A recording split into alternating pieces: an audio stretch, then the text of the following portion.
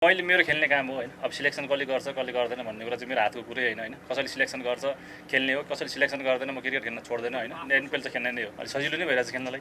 अब 4मा 4 जितेछ। मैले त अब यस्तो हो, अब यस्तो कस्तो भयो भनेपछि तपाईँलाई योभन्दा ठुलो ठाउँमा तपाईँलाई बोलाए तपाईँ जानुहुन्छ कि भन्ने कुरा मात्र त हो नि। त्यो त सेम एउटै कुरा भयो नि। लास्ट टाइम तपाईँ यो टुर्नामेन्टलाई सबैजनाले चाहिँ वर्ल्ड कप क्वालिफाइङको वर्ल्ड कप खेल्ने टिमको रूपमा चाहिँ आफूले आफूलाई पर्फर्म गर्नुको भनेर भनेको छ। त्यस हामीले लास्ट टाइम नेपाललाई चाहिँ वर्ल्ड कपमा प्रोग्राम क्वालिफाइङमा पनि टिममा हुनुहुन्थ्यो। यो पटक चाहिँ क्वालिफाइङमा यहाँ हुनुहुन्थ्यो। अब वर्ल्ड कपको टिममा चाहिँ आफूलाई कति देख्नुहुन्छ?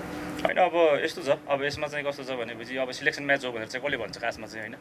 पिएम कप चाहिँ के अरे एनपिएल चाहिँ सिलेक्सन म्याच हो भनेर चाहिँ कसले भन्छ, पहिला त्यो कुरा चाहिँ क्लियर गर्नु पऱ्यो होइन। अब यस्तो छ किन भनेपछि अब योभन्दा अगाडिको सिजन पनि एनपिएलमा राम्रो पर्फर्मेन्स गरेको थिएँ मैले, क्याम्पमा पनि परेन होइन। त्यसले गर्दा मलाई कुनै पनि फरक नै पर्दैन कि यो सिलेक्सन म्याच हो कि के हो भन्ने कुरा नै फरक पर्दैन। किनभने 50 ओभरको पिएम कपमा पनि त्यस्तै भइरहेछ र एनपिएलमा पनि त्यस्तै भइरहेछ भनेपछि त्यस्तो सोच्नुपर्छ जस्तो मलाई केही पनि लाग्दैन। जस्तो यो क्याप्टेनहरूले पनि भनिरहनु भएको छ यो चाहिँ वर्ल्ड कपलाई चाहिँ क्वालिफाई गर्नको लागि चाहिँ यो पर्फर्मेन्सले चाहिँ हामी हाम्रो खेलाडीहरू पनि हुन्छ भनेर भनेको छ। त्यस हिसाबले चाहिँ आफ्नो पर्फर्मेन्सले चाहिँ चान्स त्यहाँसम्म देख्नुहुन्छ इफ यो सेलेक्सन भयो भने होइन। सिलेक्सन गेम हो भनेपछि चाहिँ सिलेक्सन पर्फर्मेन्स गरेको मान्छे सिलेक्सन चाहिँ किन हुँदैन त खासमा चाहिँ, त्यो चाहिँ क्वेसन हो होइन। किनभनेपछि पिएम कपमा पनि तपाईँ हेर्नु टप 5 ब्याट्सम्यानहरू 50 ओभरको एउटा स्क्वाडमै थिएन टप 5 को प्लेयरहरू नै भनेपछि रन बनाउनेवालाहरू भनेपछि पिएम कपलाई कसरी सिलेक्सन म्याच भन्नुहुन्छ। र अब यहाँ पर्फर्मेन्स गरिरहेछ भनेपछि टिममा पर्छ भन्ने के ग्यारेन्टी छ होइन। अब पर्फर्मेन्स त अब भित्र छिरेपछि चाहिँ सबै खेल्न नै जाने होइन। अब राम्रो गर्न खोज्ने नै हो। अब अहिले अब जुन हिसाबको ओपनर हुन्छ हामीसँग 2 जना पावर हिटर छ 3 नम्बरमा पनि, त्यसले गर्दा चाहिँ त्यस्तो हिटिङ गर्नुपर्छ जस्तो फिल भइरहेछ नि मलाई भित्र। अहिले सजिलो नै भइरहेछ खेल्नलाई। अब 4मा 4 जितेछ, राम्रो छ अहिलेसम्म। भित्र अब जित्नलाई नै खेलिरहेछ होइन सबैले। अब त्यो फाइनल पुग्ने के हुने भन्ने चाहिँ सोचिरहेको छैन कसैले पनि होइन। फुल टप नै भएर बस्ने भनेर सोचिरहेछ सबैले।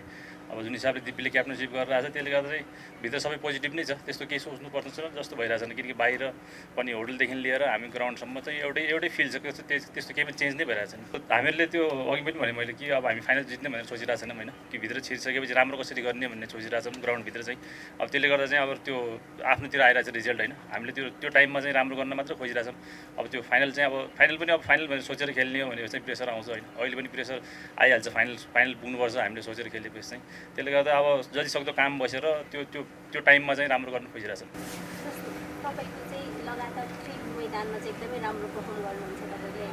आजको पर्फर्मेन्समा पनि फर्स्ट हाफ सेन्चुरी तपाईँको यो सिजनमा आफूलाई आफ्नो पर्फर्मेन्स यो हाफ सेन्चुरीको बारेमा चाहिँ के भन्नुहुन्छ?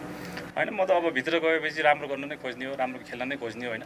अब जति आफ्नो क्रिकेट क्यारियरमा जति अब लामो खेल्न सक्यो त्यति नै हो। त्यसले गर्दा जति खेल्छु त्यति इन्जोय गरेर खेल्छु भन्ने सोचिरहेको मैले त।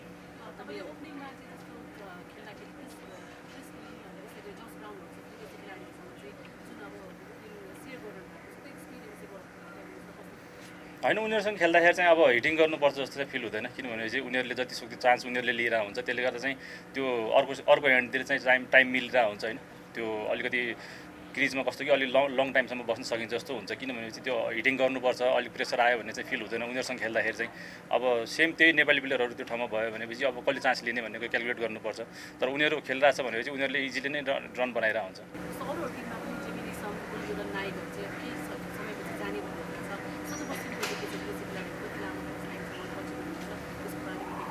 होइन, अब जसको चाहिँ अब जाने भन्ने कुरा चाहिँ हामी पनि सुनिरहेछौँ होइन। अब लिन चाहिँ पुरै खेल्ने नै हो, तर अब जसको चाहिँ अब लिगसम्म भन्ने कुरा सुनिरहेछौँ। अहिलेसम्म चाहिँ अब फिक्स के छ चाहिँ त्यो चाहिँ अहिले हामीलाई पनि ठ्याक्कै थाहा भएन।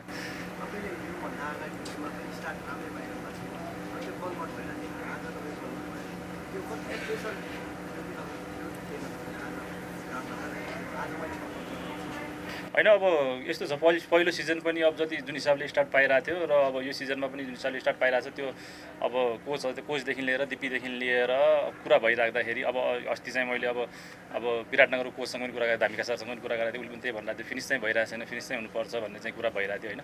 त्यसले गर्दा अब आज त्यति धेरै खासै ठुलो स्कोर पनि थिएन। त्यसले गर्दा चाहिँ अब जति